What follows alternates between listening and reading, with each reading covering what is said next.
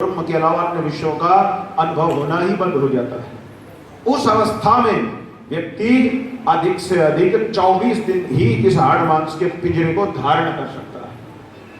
उसके बाद देह धारण करना संभव नहीं है। 5वीं अवस्था में योग की वो चला जाता है। यद्यपि ये सामान्य समाज के सामने कहने योग्य बातें नहीं है, लेकिन न कहें तो पाखंड से रक्षा कैसे हो, इसलिए भी कहना आवश्यक हो जाता है। तो ये सब बातें रहस्यात्मक हैं। श्रीमद् भागवत ने इनकी झांकी दी है, कुछ विस्तार हमने आप लोगों के सम्मुख कर दिया है। इसके पश्चात मित्रों अब हम केवल समापन की ही दिशा में बढ़ रहे हैं। समय की सीमा में बिल्कुल सही जा रहे हैं। सांख्य योग की थोड़ी चर्चा की है, 3 गुणों की वृत्तियों का निरूपण किया। पुरुरवा की वैराग्योक्ति है। पुरुरवा एक अप्सरा उर्वशी के मोह में फंस गए थे और दिन रात उसके साथ भोग विलास रत भी रहे, लेकिन फिर भी उर्वशी उन्हें छोड़ करके चली गई। उसके पश्चात उसने विरक्त होकर के गीत गाया, फिर से वैराग्य आ गया। 7 दिन कथा में भक्ति ज्ञान और वैराग्य की झलक आती रही है। आप देखिए क्यों, क्योंकि भक्ति ज्ञान और वैराग्य की त्रिवेणी संगम श्रीमद् भागवत ग्रंथ है, जहां संगम हुआ है। संगम में संगम हो जाने के बाद तीनों एक रूप हो गए हैं। निर्णय नहीं कर सकते ये ज्ञान है कि भक्ति है कि वैराग्य है, तीनों एकम एक हो गए। ठीक है, इस प्रकार से क्रिया योग पुनः कर्मयोग की चर्चा है। परमार्थ सत्ता का निरूपण किया भागवत ने। जीव और ब्रह्म का एकत्व ही परमार्थ है।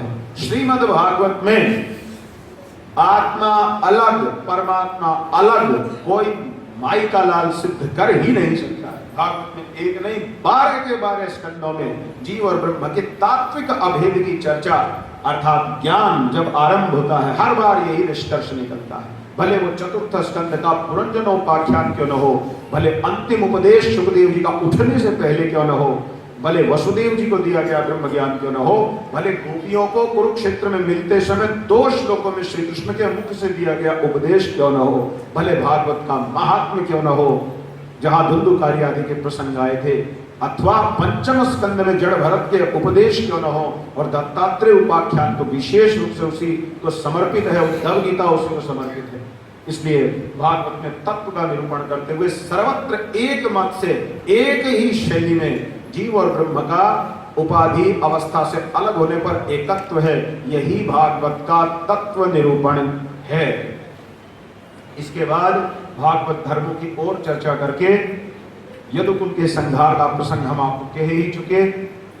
इस प्रकार 11 स्कंद समाप्त होता है। 12 स्कंद तो बहुत छोटा सा ही है और समय की सीमा में अवश्य उसे हम पूर्ण कर लेंगे।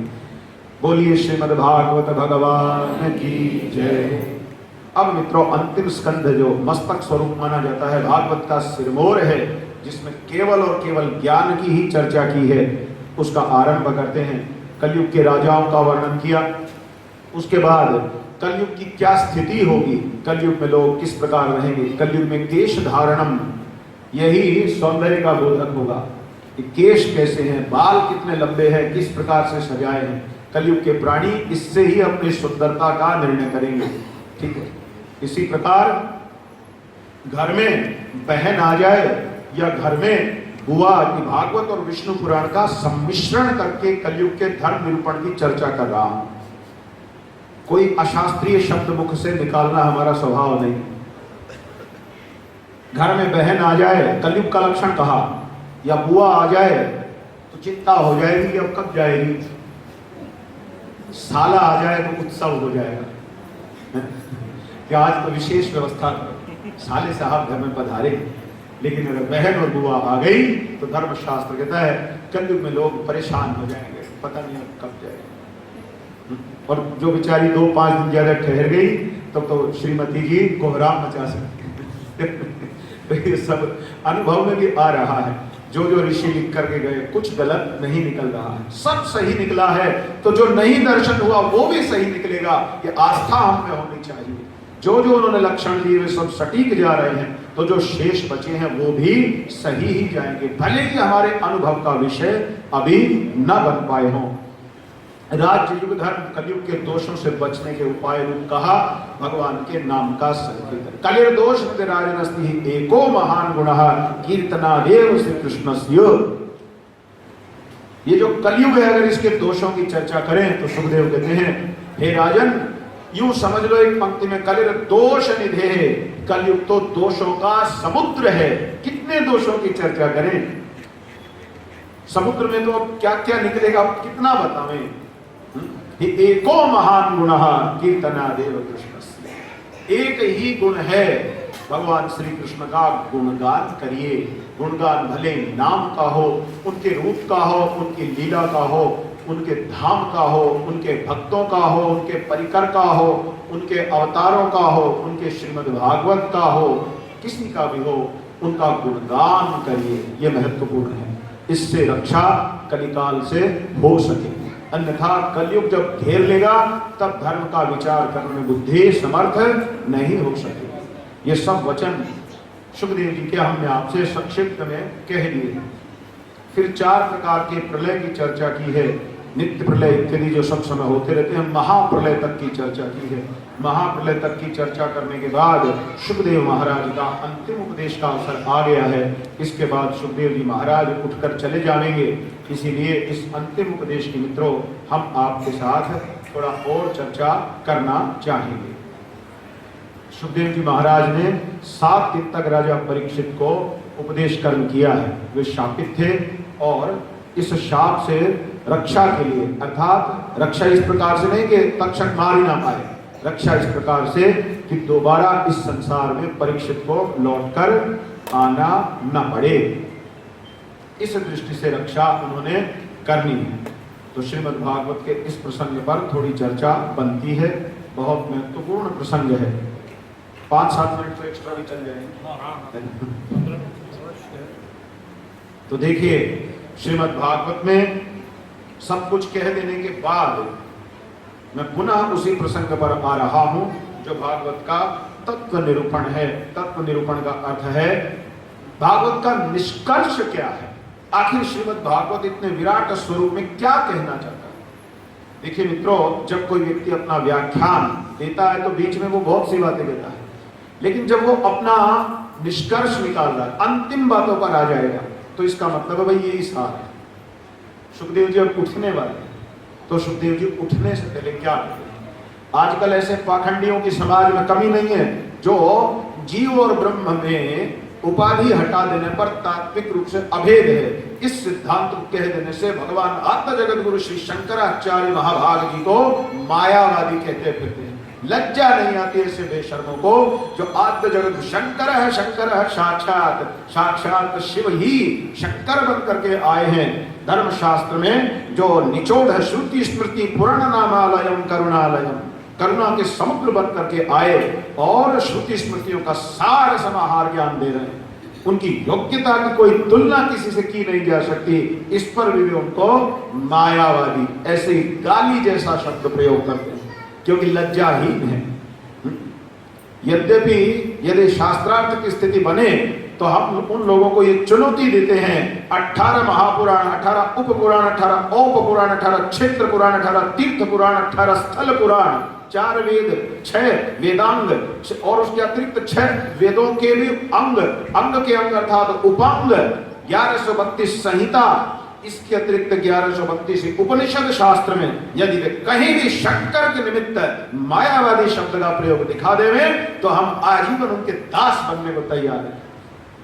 लेकिन फिर भी सामान्य जनता को भ्रमित करने के लिए हिंदुओं के मूल जगत गुरु भगवान शंकराचार्य को जीव और ब्रह्म में तात्विक अभेद, इस सिद्धांत की स्थापना करने से मायावादी यूं कहते लज्जाते भी नहीं है।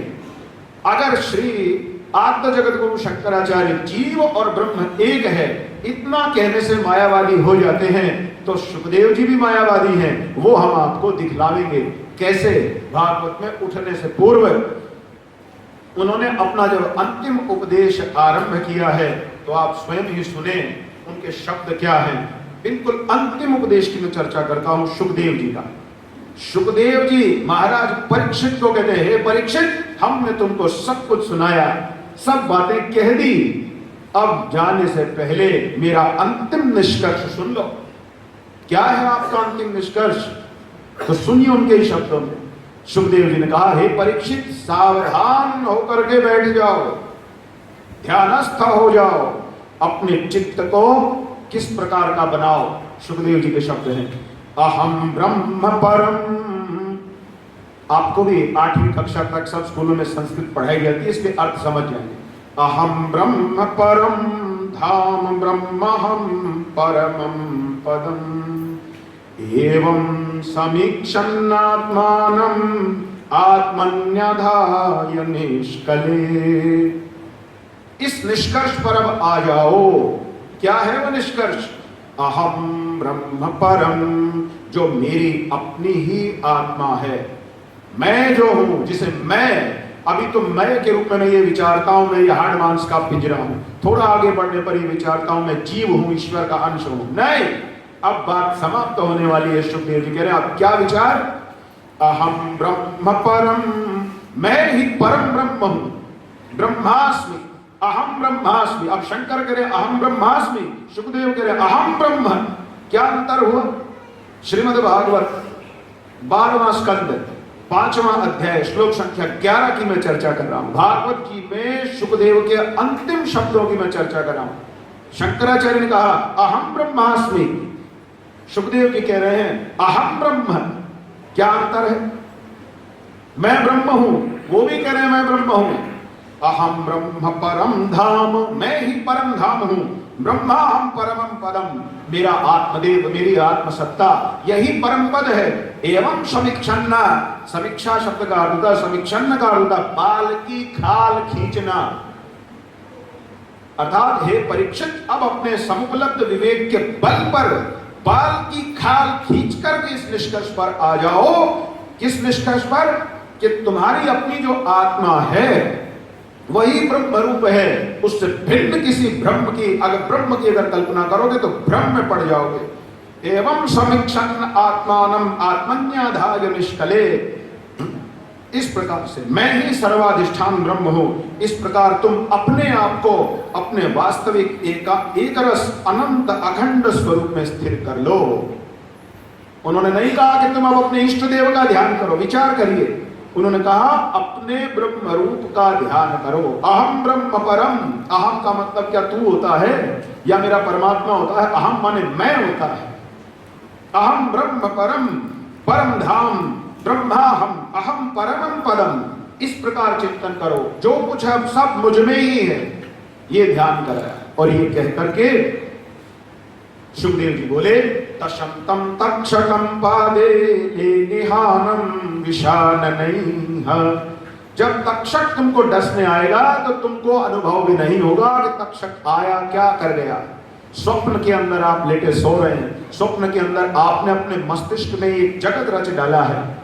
रिश्तेदारों की टीम खड़ी है, बहुत सारे ऐसे भी खड़े हैं जिनको आपने देखा नहीं, और स्वयं को भी एक इकाई के रूप में एक आइडेंटिटी ट्रांसफॉर्मेशन करके अपने आप को भी रच डाला है कि कोने में उस स्वप्न में आप भी खड़े और आप उस पूरे स्वप्न को देख रहे हैं। यद्यपि जो आपका वास्तविक स्वरूप है वो तो कहीं और होता है, लेकिन स्वप्न में आपने अपनी एक काल्पनिक आइडेंटिटी ट्रांसफॉर्मेशन की कि नहीं की। इसी प्रकार से उस अनादि शुद्ध चिद्घन ब्रह्म ने स्वयं की एक आइडेंटिटी यहाँ क्रिएट कर ली है, यहाँ क्रिएट कर ली है, यहाँ दुनिया भर की आइडेंटिटीज उसने क्रिएट कर ली। ट्रांसफॉर्मेशन हुआ है। स्वप्न में जो घटना घट रही है वास्तविक नहीं है। वहां जो शेर ने आपको मारा, आपका क्या बिगड़ा है? कुछ नहीं बिगड़ा है। केवल स्वप्न जगत जब तक है तब तक वो अनुभव है। स्वप्न के नाश होते ही, आंख खुलते ही सब खत्म। ऐसी बात है कि नहीं? तो इस प्रकार का अद्भुत ज्ञान सुखदेव जी ने उनको दिया और सुखदेव जी महाराज उठ करके अब चल पड़े। तो बोलिए श्री सुखदेव जी महाराज की जय। अब मित्रों इसके बाद परीक्षित जी की परम गति होती है। जब वहां पर तक्षक नाग आया, उसने उन्हें डसने की चेष्टा की, तो वे अपने गुरु ज्ञान से प्राप्त विवेक के बल पर पहले ही धर्मनिष्ठ तो थे ही, अब ब्रह्मनिष्ठ हो चुके थे। और ब्रह्म में तल्लीन होने से देह उनकी भस्म भले हो गई, लेकिन परीक्षित जी तो पहले ही ब्रह्म रूप हो चुके थे। उनका कुछ भी ऐसा नहीं था जो तक्षक ने बाल विवाह का किया हो। तो बोलिए परीक्षित महाराज की जय हो। अब इस प्रकार से जब परीक्षित जी का ये व्याख्यान पूर्ण हुआ तो हम कह सकते हैं कि श्रीमद् भागवत जी की कथा यहीं पर समाप्त हो जाती है। किंतु कुछ एक ऐसी चर्चाएं हैं जिनकी चर्चा सूत जी ने और सूत जी के निकट ही बैठे हुए ऋषियों ने की है, तो हम भी थोड़ी सी चर्चा उस प्रकार से करना चाहेंगे और फिर अपनी वाणी को यहीं पर विराम देंगे।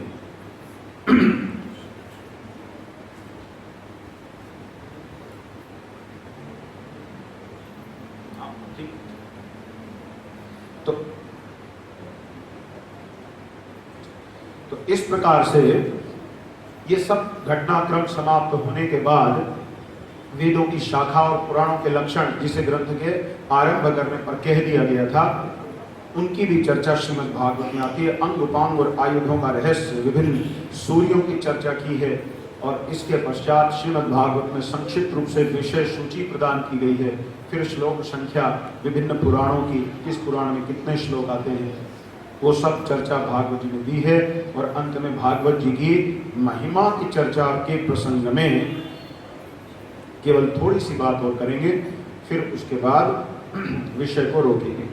भागवत जी की महिमा के ही प्रसंग में भागवत के इस द्वादश स्कंध में 13वें अध्याय में महाराज जी 12वें श्लोक में सूत जी ने बड़ा अद्भुत रीति से भागवत जी का प्रयोजन दे दिया। जाने कितने लोग भागवत का क्या क्या प्रयोजन बता रहे हैं। पंथियों ने अपनी अपनी मर्जी से उसके खींचातानी करके 10 तरह के प्रयोजन निकाल डाले, लेकिन भागवत जी स्वयं अपने मुख से कह रही है कि मेरा प्रयोजन क्या है। सर्व वेदांत सारम यद ब्रह्मात्मैकत्व लक्षणम वस्त्वद्वितीयं तन्निष्ठं कैवल्यैक प्रयोजनम। भागवत जी ने स्वयं बता दिया, जिनको दुनिया मायावादी कह करके बदनाम कर रही है, श्रीमद् भागवत जी ने उनका महाभाग कह करके इस श्लोक के माध्यम से गुणगान कर दिया पहले ही।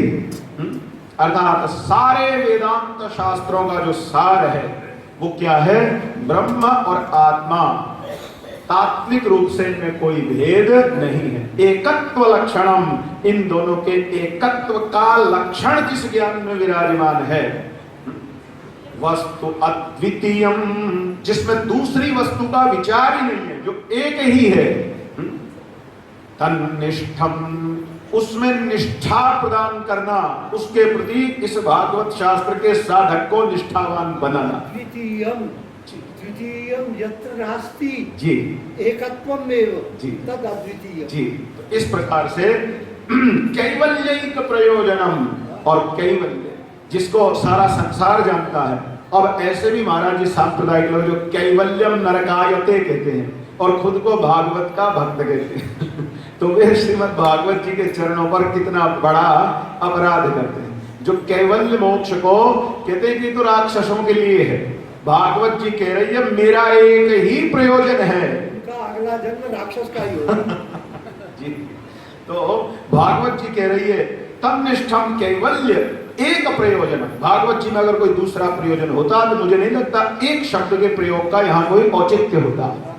एक प्रयोजन कह देने से स्पष्ट कर दिया भागवत ने कि अन्य किसी प्रयोजन की कल्पना यहाँ न करे। यहाँ एक ही प्रयोजन है, जीव ब्रह्म के उपाधि मुक्त होने पर अभेद का वर्णन करना, उसमें निष्ठा देना, यही एकमात्र लक्ष्य लेकर के भगवान हरि की लीलाओं का गुणगान श्रीमद् भागवत जी ने किया है। और लीला गान के बल पर ही, बिना भक्ति के, बिना वैराग्य के, भक्ति देवी के दोनों पुत्रों के ज्ञान और वैराग्य के, भला इस कैवल्य ज्ञान में निष्ठा किसी की कैसे हो सकती है। ये सब चर्चा श्रीमद् भागवत जी ने की।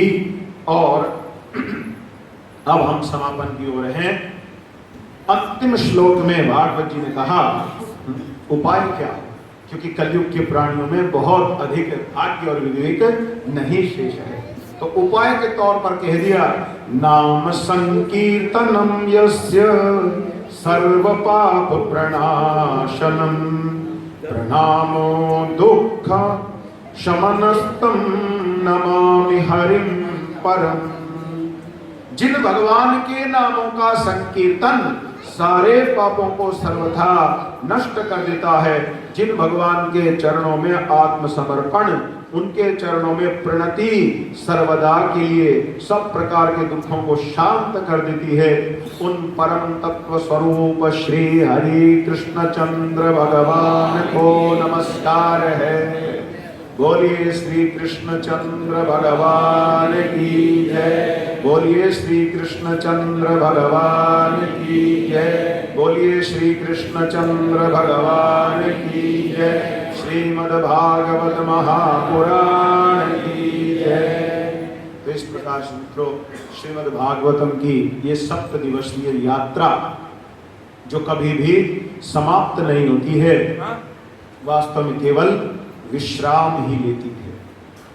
भागवत जी कभी समाप्त नहीं होती, ऐसा भाव नहीं करना चाहिए कि भागवत खत्म हो गए भागवत खत्म हो गई तो नरक हो गया नित्यम भागवत सेवया, भागवत तो नित्य सेवन का विषय है।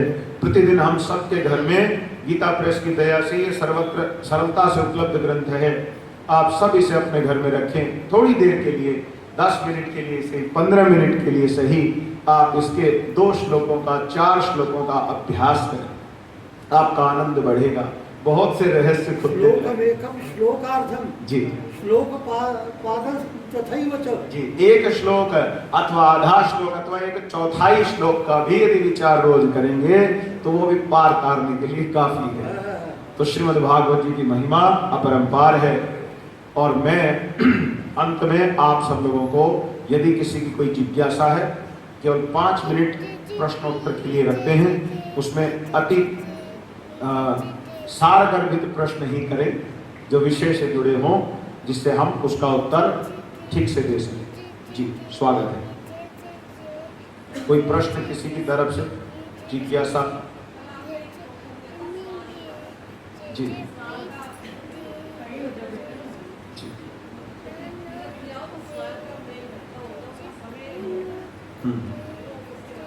देखिए, तीर्थ में स्नान करने का महत्व है। कोई विशेष पर्व पर जब स्नान करते हैं तो उस समय उस पर्व विशेष में कितने बजे से कितने बजे स्नान होना है, पंचांगों में दिया रहता है ना। जैसे कुंभ इत्यादि में जब स्नान होते हैं तो उसके काल की गणना वहाँ स्पष्ट की जाती है।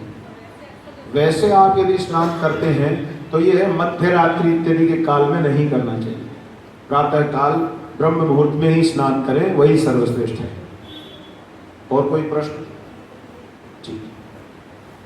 तुलसी माता के बारे में पूछना चाहता था। हर घर में तुलसी माता होती है जी, भागवत जी के महात्म्य में ही कहा है, तुलसी जी की सेवा करना, गाय की सेवा करना, श्रीमद् भागवत की सेवा करना एक ही बात है। अब आप इसी से अनुमान लगा लीजिए कि भागवत की सेवा के तुल्य अगर तुलसी जी को कह दिया तो मुझे नहीं लगता अब कुछ बाकी रह गया। तुलसी अमृत जन्मासी सदा त्वं केशव प्रिया। जी। तुलसी का पत्ता तोड़ने के लिए, भगवान को चढ़ाने के लिए ये प्रार्थना करनी होती है पहले। मैं प्रतिदिन करता हूँ। तुलसी अमृत जन्मासी ना करना क्या है, सदा त्वं केशव। नहीं, देखिए ना, तुलसी का ध्यान नहीं है। देखिए, दूसरी बात है कि विस्तार में अभी नहीं, संक्षिप्त उत्तर मैंने कहा, मैंने ये कह दिया भाई श्रीमद् भागवत की सेवा और तुलसी जी की सेवा एक बात है। तो 7 दिन में भागवत का क्या महात्म्य है ये तो आप समझ ही पहले से भी जानते हैं। तो इसलिए अब तुलसी जी की सेवा अगर मैंने भागवत के तुल्य कह दी तो मुझे लगता है ये वाक्य अपने आप में पर्याप्त है। तुलसी डेली लेते हैं सर, हाँ। अगर उसका क्या तरीका है वो किसी को भी नहीं पूछना चाहता। नहीं, तुलसी का तरीका यही है कि दांत का स्पर्श, आचार्य महाराज सही बात है, दांत इत्यादि से स्पर्श करने का विधान नहीं होना चाहिए। बिना दांतों को लगाए चबाए यूं निगलनी चाहिए। जी, निगलना ही चाहिए। तुलसी को तोड़ने का मंत्र है, मैंने अभी बोला, बीच में बात रह गई। तुलसी अमृत जन्मासी सदा त्वं केशव प्रिया, केशवार्थी चिरोमि त्वं क्षमस्व परमेश्वरी। ये कहकर के तुलसी को प्रणाम करके उसके बाद उसका पत्ता तोड़कर, कोई बात नहीं, आपको यदि ये मंत्र चाहिए तो गीता प्रेस से पुस्तक छपती है, नित्य कर्म पूजा प्रकाश, आप उस पुस्तक को ले लें, वहां पर आपको ये पूजा इत्यादि के श्लोक मंत्र मिल जाएंगे। ठीक है, प्रभु ये तुलसी दल जो लिया जाता है वो सीधा तो नहीं जाएगा? नहीं, उसको थोड़ा गोल करके पानी से ले लो। सुनो, मैं तुलसी कैसे लिया करता हूँ। हाँ प्रातः काल ठाकुर जी को स्नान करवाया हाँ और वो उनका चरणामृत हो गया। ठीक है प्रभु। विष्णु पादोदकम पीत्वा पुनर्जन्म न विद्यते। तो कल की चढ़ाई हुई तुलसी उतारी है, तो वो तुलसी भी मुख में रख ली, और ऊपर से वो चरणामृत ले लिया, दोनों काम हो गए। हैं? एक है साधे सब सधे और सब साधे सब जाए। तो भगवान को स्नान करवा करके आप बिगड़ दाढ़ और दांत लगाए पूरी हाँ, वो ऐसे जानी चाहिए। निगलना है, वो तो निगलना पहले ही कहा ना, चबाना नहीं, चबाना चबाने नहीं। से दोष है। चबाना नहीं। ठीक है, अच्छा ये विषय हो गया। और कोई प्रश्न किसी का हो? एक मेरा प्रश्न तुलसी जी के विषय में, जैसे तुलसी जी हम घर में रखते हैं तो उसका व्याह कराना जरूरी होता है या ये नहीं, देखिए जरूरी होता है ऐसा तो नहीं कह सकते, लेकिन अगर किसी भक्त की आस्था होती है कि शालिग्राम जी के साथ उसका विवाह इत्यादि किया जाए तो शास्त्र में उसकी चर्चा है। लेकिन कोई नित्य कर्म है अथवा नियत किया गया है कि सबको करना ही पड़ेगा, ऐसा शास्त्रों में कहीं नहीं। ठीक है, नहीं आप दो ही लोग ना पूछना, और भी कोई प्रश्न हो आप तो बाद में भी हमसे पूछ लोगे। नहीं, मैं सबके ये सब के लिए अच्छा, आप सोनल जी की भूमिका में पूछिए। आजकल व्हाट्सएप पे आ रहा है कि मंजूरियों को तोड़ दिया जाए, हाँ। इनके ऊपर भार है, तो क्या? नहीं नहीं, भार कैसे हो सकता है? मंजरी तो भगवान पर चढ़ती है और मंजरी की तो बड़ी महिमा है, ऐसा बिल्कुल नहीं है। व्हाट्सएप से लेना, शास्त्र से सीखिए। मैं वही शास्त्र से नहीं, व्हाट्सएप से मत सीखिए। व्हाट्सएप से सीखेंगे तो भ्रम पक्का होगा। अब वहां लिखने वाला कौन है, कहां से उसने लिखा, क्या लिख दिया, भगवान जाने। हम लोग कभी नहीं सीखते ये व्हाट्सएप से। हम तो कहां से सीखते हैं? हमारे व्हाट्सएप क्या है, एक, और दूसरा व्हाट्सएप आप समझ रहे ना, आचार्यों से सीखिए, साथ में शास्त्र से सीखिए। शास्त्र और आचार्य के माध्यम से जो ज्ञान प्राप्त है वही उचित ज्ञान है, अन्यथा उलझन होगी ही होगी। और कोई पीछे जन सामान्य में से किसी आपका प्रश्न, आपका, आप बोलिए, आप बोलिए। हाँ बहुत बड़ी चीज है। मैं जो दवाई जी। बनाता हूँ उसमें ये मंजरी डालता हूँ, शरीर गए थे का या जो शरीर छोड़ के? बहुत सुंदर। देखिए इनका प्रश्न है, वही विषय से जुड़ी हुई बात हो तो आनंद अलग होता है। अब हो गया, आप तुलसी पुराण थोड़ी ना चल रहा है, एक ही बात को खींचते ही रहे। तो उनका प्रश्न है कि भगवान श्री कृष्ण सशरीर गए थे कि शरीर छोड़ करके गए थे? देखिए ये बहुत गंभीर प्रश्न है ना, पहले सुन लो। उन्होंने अच्छा प्रश्न उठाया है। भगवान ने दोनों ही प्रकार की लीला की है, इसलिए आप जब द्वारकापुरी में जाते हैं तो वहां पर आपने संभव गए आप कभी? अच्छा, वहां पर ऐसा भी लोगों ने स्थान बना रखा है कि श्री कृष्ण का समाधि स्थल। लेकिन धर्मशास्त्र और पुराणों में भगवान और भगवान का शरीर, वास्तव में ये भाषा ही उलट पुलट हो जाती है। क्या भगवान और भगवान के शरीर में कोई भेद है? ऐसा विचार ही नहीं किया जा सकता। हम और आप ये विचार कर सकते हैं कि मैं आत्मा और मेरे ऊपर यह हाड़ मांस का पिंजरा, लेकिन भगवान में देह और देही का जो भेद है वो नहीं है। भगवान शुद्ध सच्चिदानंद स्वरूप है, अर्थात उनकी जो देह है और उनकी जो आत्मा है वो एक ही है। तो चिदानंदमय देह कुमारी, विगत विकार जान अधिकारी, नरतन धरऊ संत सुर काजा, कहूँ करहूँ जस प्राकृत राजा, राम देखी सुनि चरित तुम्हारे, जड़ मोहि बुध होहि सुखारे। इसलिए भगवान की देह में और भगवान में कभी भेदभाव नहीं। हाँ, भगवान ने ऐसी लीला अवश्य की जिससे आगे आने वाले कलयुग में जिनकी शास्त्रों में भगवान और आचार्यों में पूर्ण निष्ठा नहीं थी, उन्हें भ्रमित करने के लिए कुछ ऐसी भी लीला की, जैसे भगवान को तीर मारा। मैंने उसकी चर्चा इसीलिए नहीं की, वे तीर मारा, पैर में से खून निकलता रहा, भगवान मर गए। तो वो सब लीला भगवान क्यों करते हैं? भगवान सशरीर जी अपने धाम में गए। बिल्कुल, तो भगवान ऐसी लीला क्यों करते हैं? ताकि जो लोग कच्चे हैं अथवा जिनकी श्रद्धा शास्त्र में कम और अशास्त्रीय बातों में अधिक है, उनको भ्रमित बनाए रखा जाए। जो कच्चे हैं, जो टुच्चे हैं, वो इस प्रकार की बातें करते हैं। हाँ, अन्यथा प्रभु के स्वाभाविक है, वे स्वयं परम ब्रह्म परमेश्वर है, उनको कौन मार सकता है। ठीक है, मुझे लगता है प्रश्नोत्तर पर्याप्त हो गया। ठीक, मैं हम तीनों और मेरे जैसे भाई लोगों की एक यही है कि फिर दर्शन कब होंगे। ओ ये प्रश्न तो थोड़ा कठिन हो गया। अब देखो, पिता भी गुरु ही होता है। उन्होंने मेरी सहायता कर दी। आचार्य जी भी सहायता कर रहे थे। आपने प्रश्न पूछा है कि मेरे पुनः दर्शन कब होंगे, मैं थोड़ा अटक रहा था, तो पिता भी गुरु मूर्ति होते हैं, उन्होंने मेरी तरफ से आपको उत्तर दे दिया। एक बात है, सुखदेव जी तो बगैर बुलाए आए थे उस समय। अरे लो, ये मेरे ऊपर भी आ गया। सुखदेव जी तो बगैर बुलाए आए थे। जी, जी। बड़े बड़े महात्मा लोग, उनके पिता व्यास जी बैठे थे बिल्कुल। सभा के अंदर। तो आप लोगों का प्रेम देख करके हम इन दोनों वचनों का मान रखेंगे। जब आप बुलाएंगे तब भी आएंगे, और नहीं बुलाएंगे तो खुद आ जाएंगे। अब ठीक है, ठीक है, दोनों वचनों का मान रखेंगे। वो बुलाएंगे तब भी आ जाएंगे, नहीं बुलाएंगे तो खुद आ जाएंगे। ठीक है, आप लोगों से मिलकर के और इस कथा में आकर के सही कह रहा हूँ, 7 दिन में हमको ऐसा भाव रहा ही नहीं है कि मैं कुछ अनजान लोगों के बीच में बैठा हूँ, केवल महाराज जी हैं अथवा 2-4 मित्र बैठे हैं, ऐसा कोई भाव ही चित्त में नहीं रहा। आप सबके साथ इन 7 दिन, ये 7 दिन कब निकल गए। वैसे तो खैर काल का प्रभाव ही समाप्त हो जाता है जहाँ भगवान की कथा होती है, ये भी एक कारण है।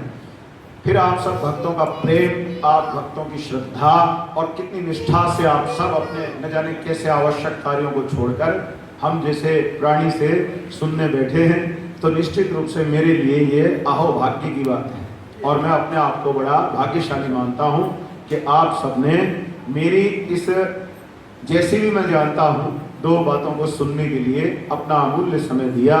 श्रीमद् भागवत जी आप सबका कल्याण करें।